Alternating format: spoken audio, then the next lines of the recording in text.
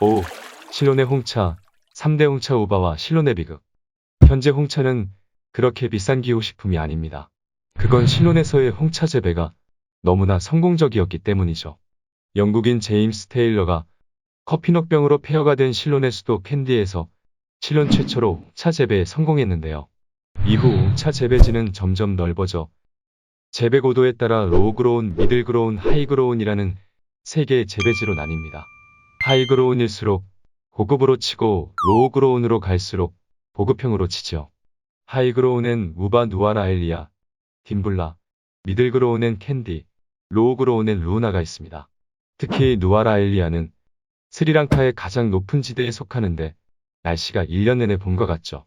그래서 식민지 시절 많은 영국인들이 살았던 지역으로 현재도 넓은 차밭과 영국식 건물들로 인해 홍차 관광 명소입니다. 누아라엘리아의 맛은 휴양지처럼 가볍고 부드러운 꽃향기가 나지요. 그리고 이 지역을 방문한 홍차계 유명인사가 있었는데 바로 홍차의 왕 립톤이었습니다. 립톤은 현재 세계 최대 차 회사이죠. 하지만 그는 누아라엘리아가 아닌 우바를 선택하며 우바는 3대 홍차로 불리게 되었습니다. 부드러운 다른 3대 홍차들과 달리 강렬한 신맛과 감칠맛 때문에 가장 홍차스러운 고급 홍차로 불리지요. 그리고 강렬한 오렌지 레드색 때문에 찬물의 바깥에 생기는 골든 코로나라고 불리는 황금님이 특징입니다. 또 다른 하이그로운 티 딤블라도 부드러운 맛보단 우바처럼 강렬한 맛을 갖고 있습니다. 그런데 이런 성공적인 홍차 재배 때문에 실론에는 엄청난 노동력이 필요하였는데요. 당시 영국은 실론을 정복한 지 얼마 되지 않아 주류민족 싱할라족들은 영국에 매우 비협조적이었습니다. 그래서 인도 남부 일기리 지역에서 홍차를 만들던 타밀족들을 대거 데려와 정착시켰습니다. 또 타밀족들의 일부는 수백 년 전부터 실론섬에 이미 이주해왔기에 홍차 재배 노동에 적합하였죠. 자연스레 영국은 고분고분한 타밀족들에게 많은 권한들을 부여하였고 싱할라족들은 타밀족에게 많은 앙심을 품게 됩니다. 2차 대전이 끝나고 1948년 실론은 영국으로부터 독립하였습니다. 이때 싱할라족들은 다시 주도권을 찾고 타밀족에게 싱할라어 의무와 고위직 금지 같은 차별적인 정책을 쏟아냈습니다. 또 국호도 타밀족의 언어인 실론을 버리고 싱할라어인 스리랑카로 바꿨지요. 이에 참다 못한 타밀족은 반란을 일으켰습니다. 무려 1983년부터 2009년까지 수많은 사상자를 내는 스리랑카 내전이 일어난 것이었죠. 결과적으로 타밀족들은 진압되었고 현재까지도 스리랑카 내 그들에 대한 혐오와 차별은 심각한 수준입니다. 홍차는 이렇게 스리랑카에 큰 아픔을 주기도 했습니다만 저렴하면서도 품질이 좋은 스리랑카의 홍차들은 저급품의 남미 홍차, 아프리카 홍차에 맞서 여전히 홍차 산업에서 중추적인 역할을 하고 있죠. 6. 블렌딩 홍차와 유럽산 도자기, 영국 홍차 브랜드. 이렇게 중국, 인도, 실론 세 곳에서 여러 종류의 홍차가 들어오자 영국 사람들은 이들을 블렌딩하여 맛을 내기 시작합니다. 대표적으로 잉글리시 블랙퍼스트가 있죠. 저렴하고 강한 맛의 아쌈을 베이스로 블렌딩하여 영국의 가장 대중적인 홍차가 되었죠. 그리고 영국의 많은 고급 식료품점들도 홍차 블렌딩에 뛰어드는데요. 그 대표 주자로는 포트넘 앤 메이슨이 있습니다. 당시 영국 왕실에선 매일 양초를 새 걸로 교환했는데요. 당시 앤 여왕의 밑에서 집사로 있던 포트넘은 그 양초를 팔아 부를 축적하였죠. 포트넘 앤 메이슨의 퀸에는 이를 허락해준 앤 여왕을 기리며 만든 제품으로 아쌈과 실론의 하이그로운 딤블라를 블렌딩하였죠. 또 영국 왕실을 위해 만든 로열 블렌드도 유명합니다.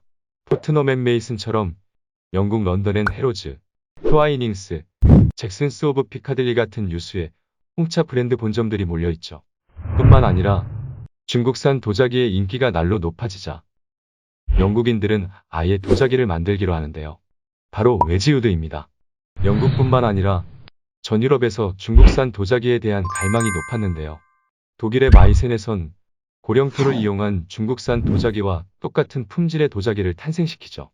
그리고 이 기술들은 퍼져서 덴마크에선 로얄 코펜하겐, 헝가리에선 헤렌드를 만들었습니다. 여기에 영국 웨지우드까지 중국산 도자기를 뛰어넘은 현대 최고급 4대 도자기로 불리우죠. 그런데 영국의 도자기는 좀 더 남다릅니다. 안타깝게도 영국에선 마이센 도공들의 기술을 알고도 쓸 수가 없었는데 고령토가 나지 않았기 때문이죠. 그래서 소와 같은 동물들의 뼈가루를 활용하였고 이를 본차이나라고 부릅니다. 중국을 따라하려 했다는 느낌을 주는 장명이지만 뼈가루라는 재료 탓에 가격이 비싸고 일반 도자기에 비해 훨씬 단단합니다. 뿐만 아니라 본차이나는 고우면서도 은은한 빛깔을 내는 최고급 도자기입니다. 그 대표적인 브랜드가 바로 웨지우드죠. 본차이나 다도 세트에 영국 왕실에서 먹는 로열 블렌드 한 잔 어떨까요? 7. 가양차 얼그레이의 탄생과 트와이닝스. 홍차를 모르는 사람도 얼그레이는 한 번쯤 들어봤을 것입니다. 얼그레이에서 어른 백작을 뜻하는 단어로 얼그레이는 그레이 백작이라는 뜻인데요. 앞편에 나온 정산소종은 중국의 매우 극히 일부 지역에서 생산되는 홍차입니다.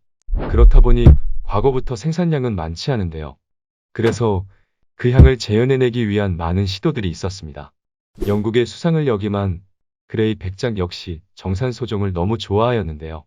런던의 홍차 가게에 그와 비슷한 홍차를 의뢰하였고 베르가모트 오일을 첨가한 얼그레이가 탄생합니다. 이에 대해 잭슨스 오브 피카딜리와 트와이닝스가 서로 원조 논쟁을 하고 있습니다만 트와이닝스가 잭슨스 오브 피카딜리를 인수하였고 그레이 백작의 후손은 트와이닝스의 얼그레이에만 서명을 하였죠. 또 베르가모트 오일 대신에 귤과 레몬을 넣은 상큼한 레이디 그레이는 트와이닝스를 대표하고 있습니다. 현재 트와이닝스는 립톤과 더불어 전 세계적인 홍차 회사로 성장했는데요.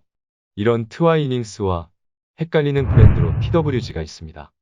언뜻 보기엔 1837년으로 유서 깊어 보이지만 이는 싱가폴 상공회의소가 문 열었던 해이며 싱가폴에서 2008년에 만든 차 회사이지요.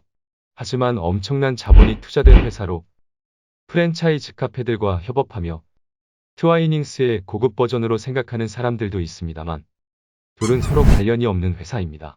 이런 홍차에 향을 넣는 가양차는 홍차의 맛을 살리기 위해 시작했습니다만 다음 편에 나올 프랑스 홍차 브랜드들은 홍차가 서브가 될 정도로 향긋해지며 독일 홍차 브랜드는 아예 홍차 없는 허브티로 유명해집니다. 또 현재 우리가 흔하게 마시는 홍차의 형태, 아이스티와 밀크티도 만나보시죠.